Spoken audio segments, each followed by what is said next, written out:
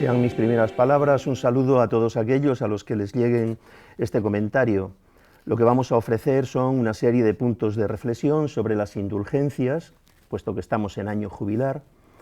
Y bueno, pues por ponerle un título, le hemos puesto este título, ¿no? Las indulgencias clave jubilar. Lo hemos hecho en el Apostolado de la Divina Misericordia, de aquí de Toledo, donde todos los años, en esta época de Cuaresma, tenemos una conferencia en torno a algún tema de la misericordia. Nos ha parecido que estando en el año jubilar, este era el tema propio, puesto que todo año jubilar, todo año santo, es un acontecimiento de misericordia, ¿no? La indulgencia es la clave del año jubilar. Me ha llamado la atención, cuando preparaba unos apuntes sobre esto, me ha llamado la atención que los jubileos universales se van acortando en el tiempo. Empezaron en 1300, bien, con alguna excepción se han ido repitiendo cada 25 años en la Iglesia, desde 1475 hasta ahora, cada 25 años. 1475, 1500, 1525, 1550, etcétera, ¿no? Y así llegamos hasta 1925, cada 4 años, perdón, cada 25 años, 4 jubileos por año, por siglo. ¿Qué ocurre de 1925 a 2025 en estos últimos 100 años? Pues que hemos tenido, incluido el actual, 8 jubileos. Es decir, hemos doblado la proporción de jubileos. Esto a mí me ha hecho pensar. Tenemos un mandato del Señor en el Evangelio de interpretar los signos de los tiempos, de estar atentos a los signos de los tiempos, y no solamente de estar atentos, sino de interpretarlos. ¿Esto qué quiere decir? ¿Cómo es que esta regularidad de cada 25 años, 4 por siglo, pasamos a 8 en el último siglo, en los últimos 100 años? Bueno, pues vamos a tratar de decir alguna cosa sobre ello. La Iglesia ha recibido del Señor el mandato de atar y desatar. Por ese mandato puede perdonar los pecados, y no solamente los pecados, sino también la pena consiguiente a esos pecados. Ahora después explicaremos un poquito la diferencia entre la culpa y la pena. Es algo conocido, pero de todas formas vendrá bien explicarlo, ¿no? Tenemos años jubilares muy repetidos. En España especialmente, porque tenemos jubileos periódicos de manera indefinida, de manera permanente. Siempre que el día de Santiago, 25 de julio, cae en domingo, es año jacobeo. Siempre que el 16 de abril, el día de Santo Toribio de Liébana, cae en domingo, es el año jubilar lebaniego concedido por la Santa Sede, todos estos, ¿no? El teresiano de Ávila, el 15 de octubre, el del Santuario de la Santa Faz en Alicante, el 17 de marzo, el último que se ha incorporado, uno de nuestra diócesis, el de Urda, cuando cae en 29 de septiembre, en domingo. Tenemos el de Caravaca de la Cruz cada 7 años, ese no coincide con los domingos, es cada 7 años. Ahora mismo en nuestra diócesis tenemos, aparte del Jubileo Universal, uno en Villa de Don Fadrique y otro en Patrocinio, en Talavera, con motivo del Santuario de San José, que acabará el 19 de marzo. El de Villa de Don Fadrique creo que termina en mayo.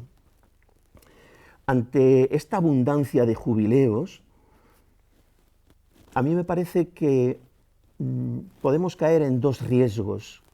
Me gustaría comentar un poquito esto. Un riesgo es que nos acostumbremos a la misericordia, que nos acostumbremos al jubileo. Este es un riesgo serio, porque a la misericordia no se puede uno acostumbrar. Si alguien se acostumbrara a la misericordia, quedaría incapacitado tanto para recibirla como para practicarla. ¿Por qué? Pues porque la misericordia no es una cosa. La misericordia es, dice el Señor a Santa Faustina, así lo escribe ella en el diario, dice que es su mayor atributo. Luego ella lo repetirá muchas veces.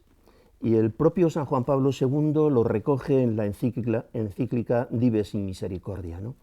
El mayor atributo que nosotros podemos percibir de Dios, porque en Dios todos sus atributos son iguales. Pues digo que no podemos acostumbrarnos a la misericordia, porque no podemos acostumbrarnos a Dios.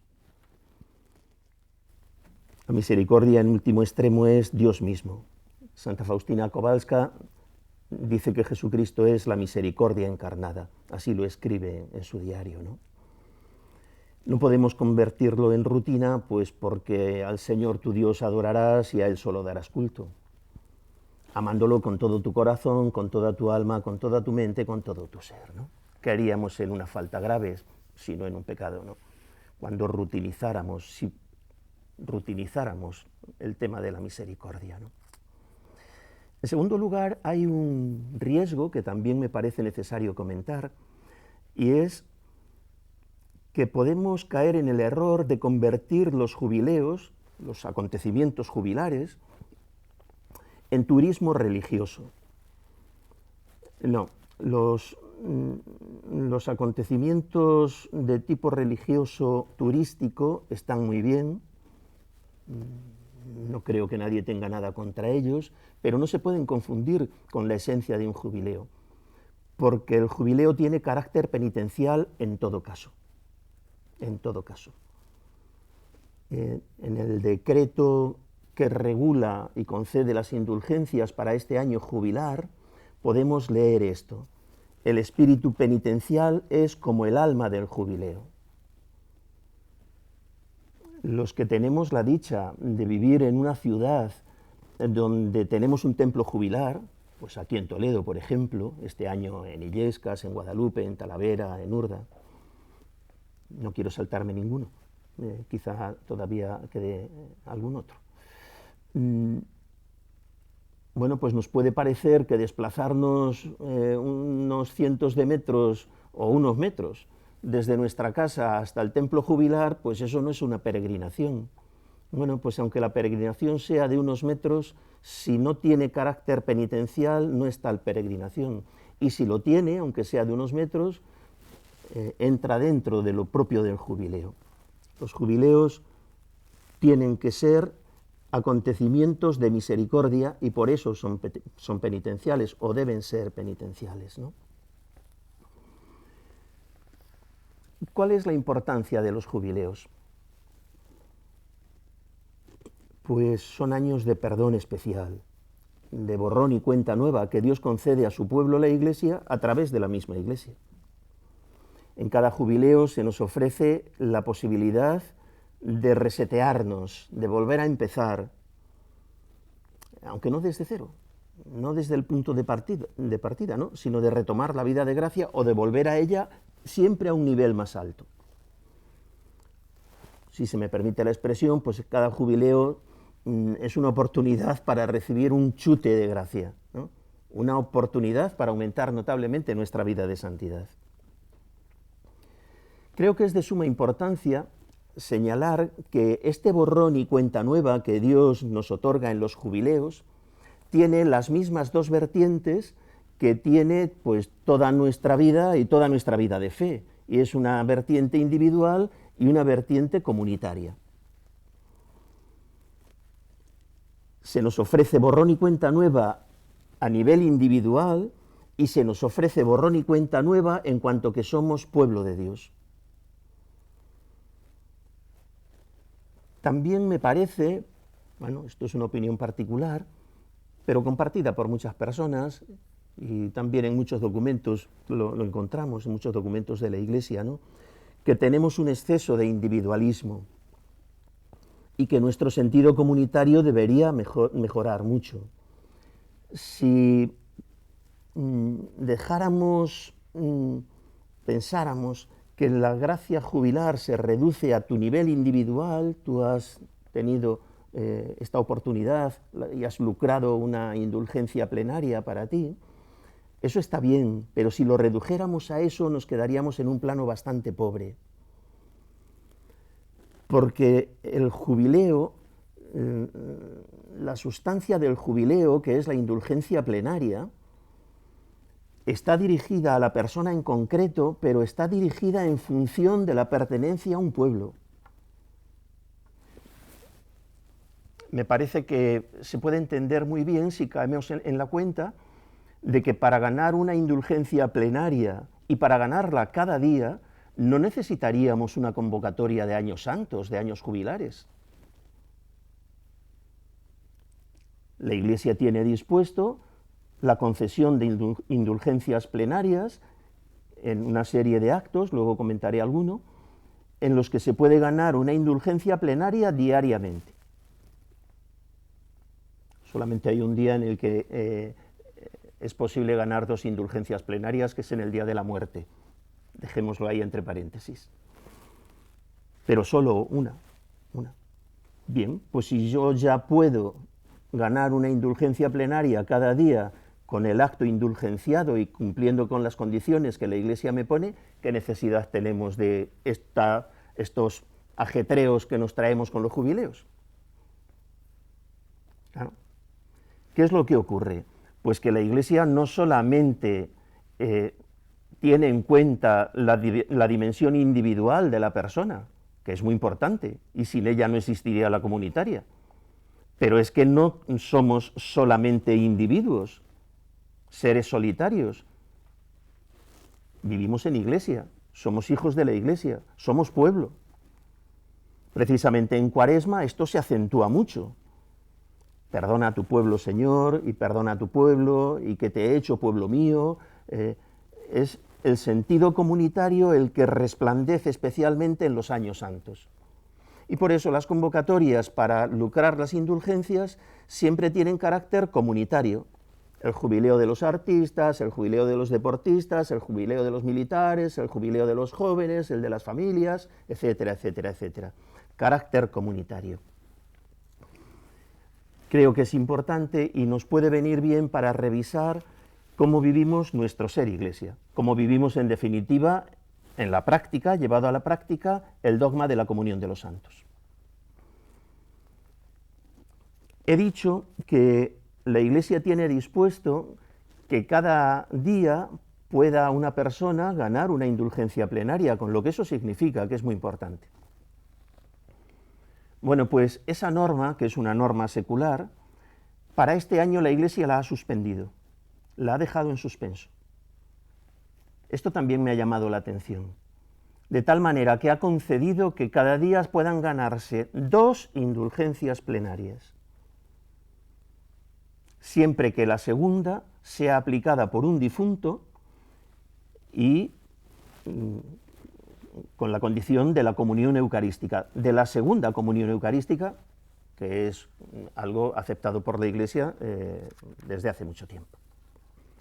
Hablaba antes de que diría algo sobre la diferencia entre la culpa y la pena, que suele ser bastante conocido. Yo no soy ningún especialista, esto lo tendría que hacer, lo haría muchísimo mejor alguien que tuviera conocimientos que yo no tengo, pero bueno, yo lo que he hecho ha sido irme al catecismo y así creo que no desbarraré. El catecismo dice en el punto 1472 que el pecado tiene una doble consecuencia. El pecado grave, entiendo que se refiere a lo que conocemos como pecado mortal, la expresión es el pecado grave, nos priva de la comunión con Dios y por ello nos hace incapaces de la vida eterna, cuya privación se llama la pena eterna del pecado. Por otra parte, todo pecado, incluso venial, entraña apego desordenado a las criaturas que tienen necesidad de purificación, sea aquí abajo, sea después de la muerte, en el estado que se llama purgatorio. Esta purificación libera de lo que se llama la pena temporal del pecado. Bien, tenemos pues que vemos 2 clases de penas, una pena eterna y una pena temporal.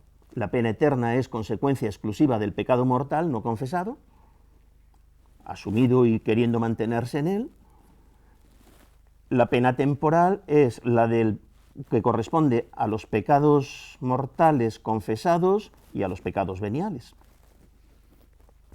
¿Qué es esto de la pena? El reato de la pena es en la terminología clásica, ¿no? Es el término que se suele usar. El reato viene de reo. Uno, después de cometer un pecado, aun cuando haya sido perdonado, todavía queda reo de algo. ¿De qué queda reo? Y este es el sentido de las indulgencias, levantar esa pena, levantar ese reato. Pues a ver, en nuestra psicología, en nuestro ser hombres, cada vez que hacemos algo, no terminamos con ese acto y ya está, terminado el acto, se acabó. No, somos seres trascendentes y todo lo que hacemos tiene trascendencia. Es decir, el acto se puede producir, bueno o malo, en un momento concreto, pero las consecuencias pueden extenderse, Dios lo sabe Dios hasta dónde. Normalmente calibramos mal o no calibramos las consecuencias, buenas o malas, de nuestros actos.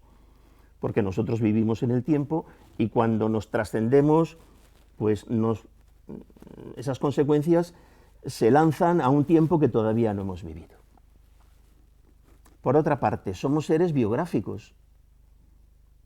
Es decir, yo puedo haber cometido pecados muy graves y los he confesado y están perdonados y no pesa condena alguna sobre esos pecados la que se merecía.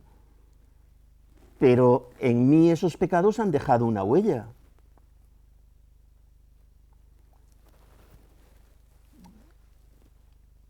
Un incendio puede demoler, puede destrozar una casa, un edificio, y puede ser restaurado, pero queda huella.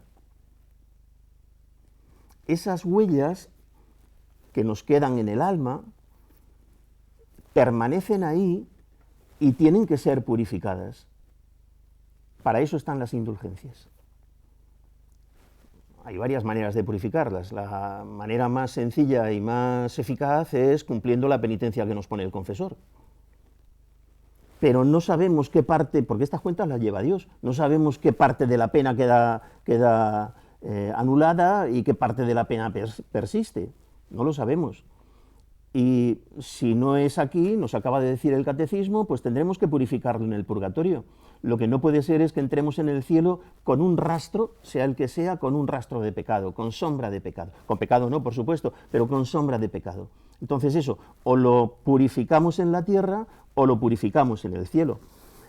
El catecismo nos dice cómo se puede purificar en la tierra, que es a través del sufrimiento, a través de aceptar los reveses de la vida con espíritu cristiano. Lo que tengo delante sí que también me parece que es una idea interesante, es que estas dos penas, esta doble pena, sigue diciendo el mismo punto del catecismo, leo del catecismo, no deben ser concebidas como una especie de venganza infligida por Dios desde el exterior, sino como algo que brota de la naturaleza misma del pecado. Es decir, que las cosas son como son. Uno rompe el vaso y el vaso se queda roto, lo restaura, pero no puede dejarlo exactamente igual que estaba, es prácticamente imposible o imposible del todo. Entonces, la indulgencia es esto, es quitar todo lo que pudiera quedar, todo rastro que pudiera quedar de pecado. La Iglesia las divide en dos tipos, indulgencias parciales e indulgencias plenarias. Yo me estoy centrando en la indulgencia plenaria, pero las parciales también son muy interesantes. La plenaria nos quita toda la pena que pudiéramos tener. La parcial nos quita parte de la pena, no sabemos cuál, no sabemos cuánta, porque como decía hace un momento, eso lo lleva Dios, ¿no? Todo esto nos mete en el tema del purgatorio. El purgatorio, la existencia del purgatorio es una verdad de fe, recogida también en el catecismo. Yo lo he visto en los puntos 1030, 1031 y 1032. Lo que dice es que es un lugar de purificación y que las almas que viven en el purgatorio, que están en el purgatorio, no pueden hacer nada por sí mismas. sufren con mucha intensidad, pero sus sufrimientos no son los sufrimientos del infierno. Los sufrimientos del infierno no tienen nada que ver con los sufrimientos del purgatorio. Los sufrimientos del purgatorio, siendo muy intensos, porque son sufrimientos espirituales, y todos sabemos que lo espiritual nos pesa mucho más que los daños físicos, aunque también nos pesen. Bien, pues las penas en el purgatorio son penas de quien sufre por amor. Las penas, los sufrimientos del purgatorio son sufrimientos de quien sufre por odio. Son antípodas, son completamente contradictorios, son opuestos. No es lo mismo sufrir por amor, que se sufre con gusto, aunque haya mucho dolor, que sufrir por odio, donde, bueno, pues es una especie de estar recomiéndose permanentemente. Entonces, no son comparables, pero sí son duras, sí son duras. Es purificación pasiva, no pueden hacer nada, y por esto la Iglesia tiene mucho interés siempre en la oración por los difuntos, por los que puedan estar en el purgatorio. Una indulgencia plenaria aplicada por un difunto lo libera del purgatorio. Es uno de los mayores actos de caridad que podemos hacer, si no el mayor, desde luego el mayor con los difuntos. Tratar de aliviar estas penas es una obligación moral y al mismo tiempo es una importantísima obra de misericordia. Cuando hacemos la novena de la Divina Misericordia, que la empezaremos el Viernes Santo, en el día 8, el Señor le dice a Santa Faustina lo siguiente. Esto es lo que ella recoge en el punto 1226 de su diario. Hoy tráeme las almas que están detenidas en el purgatorio y sumérgelas en las profundidades de mi misericordia. Que mi sangre, cayendo a chorros, apacigüe las llamas en que se abrasan. Todas estas almas me son muy queridas. Ellas pagan el castigo que se debe a mi justicia. En tu poder está socorrerlas. Saca todas las indulgencias del tesoro de mi Iglesia y ofrécelas por ellas. Oh, si supieras qué tormentos padecen, ofrecerías continuamente por ellas las limosnas del Espíritu y saldarías las deudas que tienen con mi justicia. Bien. Pues esto es en lo que consiste el año jubilar, aparte de que luego pueda tener otras consecuencias, que las suele tener, y además muy aprovechables y algunas muy bonitas, ¿no? Las peregrinaciones pues son siempre muy gustosas, aunque no sean de tipo turístico, que he dicho antes, pero no por eso cerramos los ojos ante monumentos o disfrutamos de paseos, de paisajes. Pues cualquiera que haya hecho el Camino de Santiago, por ejemplo, pues ya sabe lo que estoy diciendo y lo que comporta esto. Claro que lo importante es la indulgencia jubilar, ¿no? Pero, bien, pues ahí tenemos también otra serie de aspectos que son muy positivos y que son muy de agradecer. Digo esto porque me parece muy importante animar, si yo tuviera alguna capacidad para ello, a participar en peregrinaciones jubilares. Son siempre eventos de misericordia, como decía al principio, y son siempre eventos jubilares, jubilosos, muy alegres. Normalmente no vuelve nadie de una peregrinación triste, no suele ocurrir. Vamos a continuar diciendo algo sobre las indulgencias. ¿Quién puede ganarlas? Pues las puede ganar cualquier cristiano, cualquier bautizado, no excomulgado, en estado de gracia, por lo menos al final de las obras prescritas, y siempre que cumpla con lo dispuesto por la Iglesia. Siempre hay una serie de condiciones según el tipo de evento o el lugar que está asociado, al cual está asociado la indulgencia, ¿no? Para que el sujeto, dice la Iglesia, para que el sujeto las lucre, debe tener intención por lo menos general de ganarlas y cumplir las obras prescritas dentro del tiempo establecido y en la forma de vida a tenor de la concesión. Para las indulgencias parciales no hay límite. Se pueden ganar tantas como estemos en disposición de hacer, ¿no? Tantas como uno quiera. Bueno, la expresión no es la mejor, ¿no? Decía antes que la norma de la Iglesia es una plenaria al día, solo una, y que este año esa norma se ha puesto en suspenso para este jubileo, el jubileo de 2025. Lo voy a leer porque me parece que es muy interesante. No obstante, la norma según la cual se puede conseguir solo una indulgencia plenaria al día, los fieles que habrán emitido el acto de caridad en favor de las almas del purgatorio, si se acercan legítimamente al sacramento de la comunión una segunda vez en el mismo día, podrán conseguir 2 veces en el mismo día la indulgencia plenaria, aplicable solo a los difuntos. Se entiende al interno de una celebración eucarística.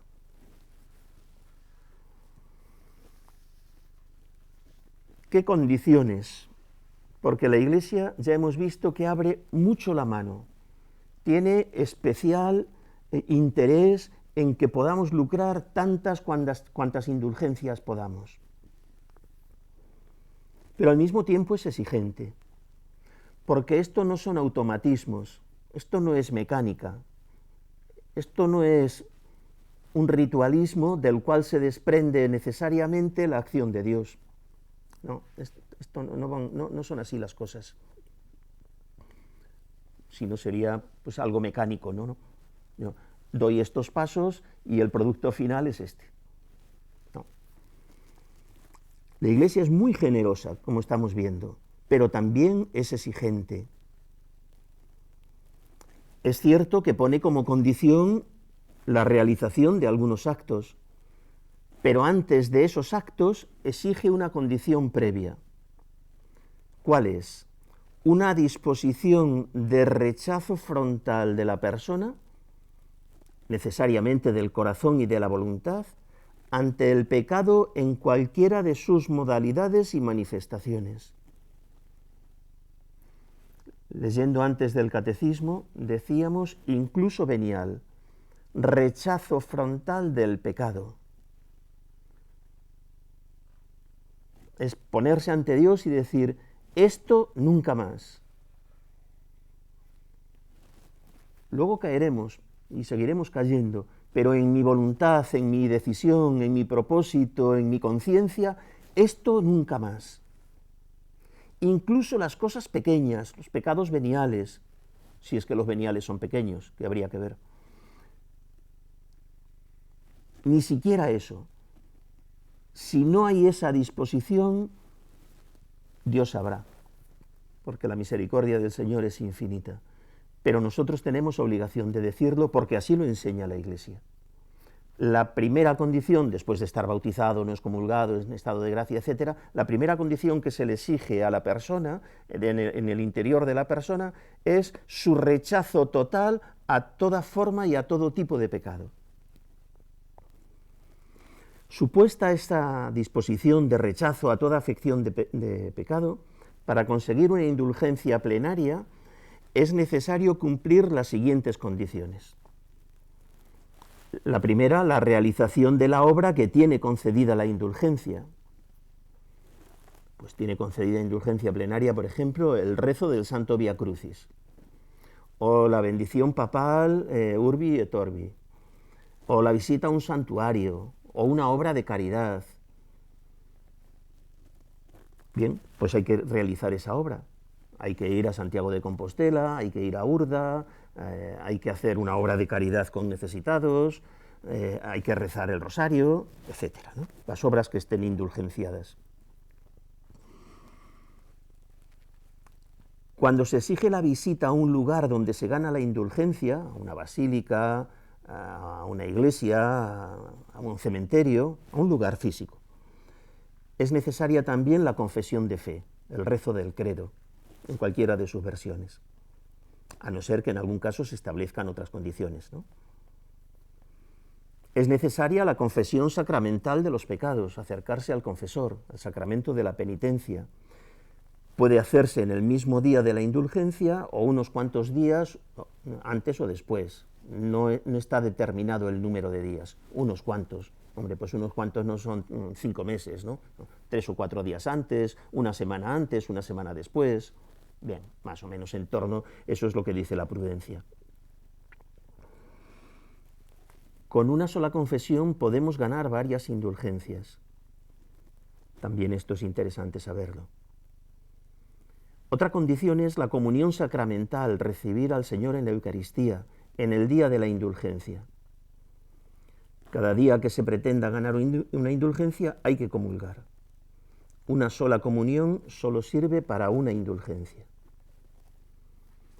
Hay que rezar por las intenciones del Papa con cualquier fórmula legítima. Habitualmente, pues un Padre Nuestro y un Ave María. Las indulgencias no se pueden aplicar por los que todavía estamos aquí en la tierra, por otra persona. Solamente se pueden aplicar por uno mismo o por un difunto, pero no por otro. La razón es muy clara. Yo puedo hacer el propósito de rechazar el pecado desde mi interior permanentemente, pero yo no sé si otro tiene esa misma disposición, no puedo saberlo. Eso es un asunto de conciencia suyo. Yo no puedo entrar en su interior, no lo sé, no puedo aplicarle. A quien sí se lo puedo aplicar es a las almas del purgatorio, porque sí sabemos que esas tienen un rechazo frontal, total del pecado. Por eso están en el purgatorio. Lo que pasa es que todavía les queda ese reato, todavía les quedan esas secuelas, ¿no? Inclinaciones, etcétera, cosas que han podido dejar en el alma el pecado. Pero esa seguridad sí la tenemos, por eso sí son aplicables a ellas. Creo que también es importante, bueno, estas son las condiciones, creo que también es importante añadir que entendemos algo sobre las indulgencias en la medida que entendamos algo del pecado. El pecado no es un error,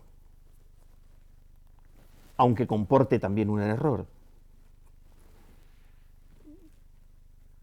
El pecado no es un desequilibrio psicológico. No. El pecado es una ofensa querida a Dios, sea de palabra, de obra, de omisión, pero ofendemos a Dios.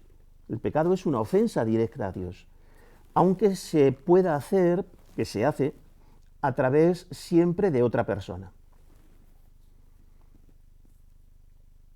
Santa Catalina de Siena escribe en el diálogo, digo bien, al menos en 2 ocasiones, que en sus revelaciones privadas del Señor, el Señor le dice que todo bien y todo mal se hace siempre a través del prójimo. Entonces, aun cuando sea algo que parece que solamente nos afecta, la ofensa solamente afecta a Dios, es también al prójimo. Siempre va a través del prójimo. Por eso, no hay misericordia posible si no ejercemos nosotros la misericordia con el prójimo.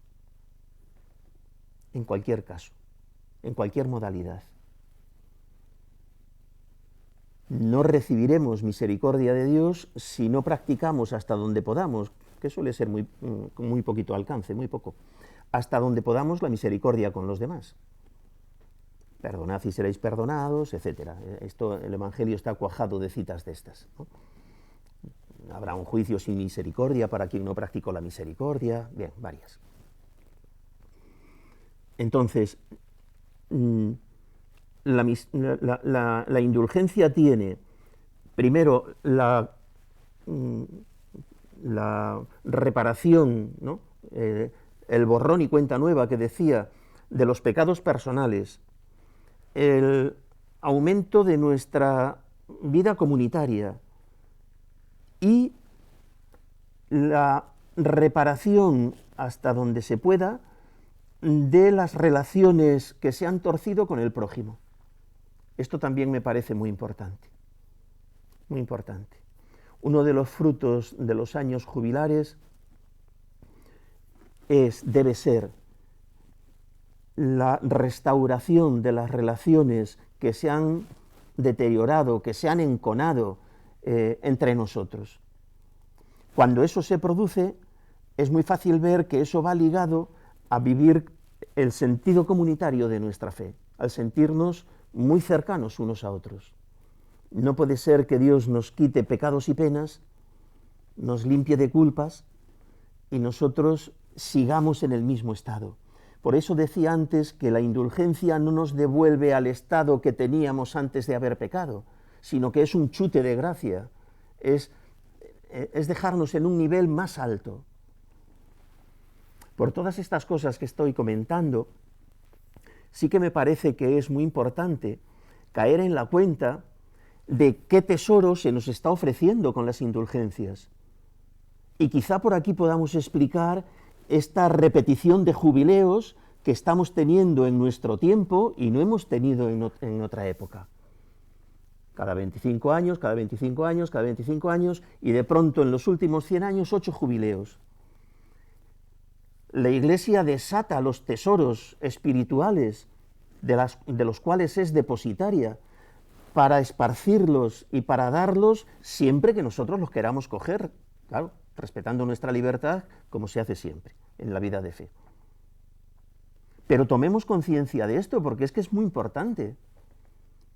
Nos están dando la posibilidad de salir nuevos del año jubilar, no individualmente, sino como Iglesia, socialmente, con la repercusión que esto puede tener luego en toda la sociedad. Entonces, yo haría un llamamiento, no nos quedemos en que vamos de peregrinación a Roma y mira qué bien, y bueno, pues visitamos las basílicas patriarcales, que todas tienen, son las que donde se reciben las indulgencias, o si estamos muy enfocados hacia los aspectos sociales de la caridad, pues nos vamos a las cárceles, que son lugares de ganar indulgencia plenaria también, o a los lugares donde se atiende a necesitados, que también lo son, porque la Iglesia ha abierto muchísimo la mano. Es que no es solamente eso, es una renovación la que se nos está ofreciendo. Digo que es un tesoro, y ese es el lenguaje que emplea la Iglesia. La Iglesia, del tesoro del cual es depositaria, del tesoro espiritual del cual es depositaria, lo abre y lo esparce, lo regala a todo el mundo. ¿Qué tesoro es ese? Los méritos de Jesucristo. Los méritos de Jesucristo, de los cuales la Iglesia es depositaria. Y junto con los méritos de Jesucristo, todos los de la Virgen María, los de todos los santos, que forman ahí pues un caudal de riqueza espiritual impresionante, y que hay para repartir y dar de una manera no cuantitativa, porque esto no se mide como se miden los productos materiales, de una manera espiritual a todo aquel que quiera acogerla. Es tan sencillo como esto, y se nos ponen facilidades por todas partes. No nos quedemos en, bueno, pues un acontecimiento social más. No es un acontecimiento social más, es un acontecimiento de gracia. El Papa actual ha tenido especial interés en lo de los jubileos. En 2016 estableció no correspondía, ¿no?, pero él quiso el jubileo de la misericordia. Esto enlaza mucho con el apostolado nuestro de la Divina Misericordia, con la espiritualidad de Santa Faustina, que es algo que el Señor nos ha dado para nuestra época. En esto insistía mucho San Juan Pablo II. Este mensaje dado al mundo a través de Santa Faustina Kowalska es algo que necesita nuestra época. Entonces, estemos atentos a los signos de los tiempos. Y este es un signo fuerte, este es un signo muy fuerte. La concesión amplísima, con una apertura ilimitada de estos tesoros espirituales. No nos quedemos en los asuntos folclóricos y tengamos muy en cuenta lo del purgatorio, porque podemos hacer mucho bien, mucho bien. Repito la cita que leía antes: saca todas las indulgencias del tesoro de mi Iglesia, le dice el Señor a Santa Faustina, y ofrécelas por las almas del purgatorio. Si supieras qué tormentos padecen, ofrecerías continuamente por ellas las limosnas del Espíritu. Quería comentar algunos actos cuya realización, actos concretos, ¿no?, tienen concedida indulgencia plenaria. La recepción piadosa y devota de la bendición del Papa Urbi et Orbi, aunque sea por los medios de comunicación social, en directo, claro, no en una grabación en diferido, sino en directo. La visita a un cementerio y oración por los difuntos entre los días 1 y 8 de noviembre. Esta solamente es aplicable a las almas del purgatorio, no a uno mismo. La realización de ejercicios espirituales de al menos 3 días de duración, siempre que se realicen completos. Acercarse por primera vez a la Sagrada Comunión. A mí este me llama especialmente la atención, porque todas nuestras primeras comuniones, en todas nuestras parroquias, en los colegios, todas nuestras primeras comuniones, son acontecimientos donde se puede ganar indulgencia plenaria. Dice la Iglesia, el que comulga, el que se acerca por primera vez, y los fieles que asistan devotamente a esta misa. ¿No os parece, queridos hermanos, que estamos perdiendo muchas oportunidades? Todas las primeras comuniones están indulgenciadas si las quisiéramos aprovechar. Se concede indulgencia plenaria al sacerdote que en un día determinado celebra la primera misa en presencia del pueblo, y a los fieles que asistan devotamente a esta misa. Creo que es un dato a tener en cuenta en nuestras ordenaciones luego en verano. Todos los fieles que asistan, claro, con espíritu de penitencia, con todas las condiciones, rezando por las intenciones del Papa, etcétera, ¿no? Lo que hemos dicho, en estado de gracia, con rechazo del pecado, a una santa misa. No nos podemos quedar en los aspectos superficiales y externos, que son buenos, ¿eh? Yo no estoy diciendo nada en contra, de regalos, de vestimenta, de enhorabuena, de felicitaciones, todo eso es bueno y hay que hacerlo. Pero eso es como si nos quedáramos solamente con lo ricas que están las torrijas ahora en Semana Santa. Hombre, pues nada en contra de las torrijas, pero eso no es la Semana Santa. O nos quedamos con las luces para la Navidad, pues muy bien, nada en contra de las luces, pero esa no es la esencia de la Navidad, ¿no? Los polvorones o el turrón. Bueno, pues primeras misas. Rezo continuado y meditación de los misterios del Santo Rosario en una iglesia, en familia, en una comunidad religiosa o en una asociación piadosa. Rezo continuado, siempre que se haga completo. Rezo del Via Crucis en una iglesia. Media hora seguida de adoración delante del sagrario o del Señor expuesto en la custodia. Lectura de la Sagrada Escritura con la veneración debida a la palabra divina y a manera de lectura espiritual por espacio de media hora por lo menos. Adoración de la cruz en los oficios del Viernes Santo. El Triduo Pascual cada día se puede ganar una indulgencia plenaria. El Viernes Santo, en el Jueves Santo, rezando el Adorás postrados, tantum ergo, al final de la misa de la Cena del Señor. O traslación litúrgica también del Día del Corpus. El rezo público del Te Deum el último día del año. El rezo público del Veni Creator el día 1 de enero y el día de Pentecostés. La renovación de las promesas del bautismo en la vigilia pascual y en el aniversario de nuestro bautismo. El día que uno fue bautizado, cumpliendo con todas esas condiciones y renovando las promesas bautismales, indulgencia plenaria, si quieres cogerla. Visita a la iglesia parroquial el día del titular y también el día 2 de agosto. Visita piadosa a una iglesia de religiosos el día de su fundador, rezando allí el Padre Nuestro y el Credo. Celebración de los 25, 50 y 60 años de la ordenación sacerdotal, para el sacerdote y los participantes. Participación devota en el solemne rito eucarístico con el que suele concluirse una reunión.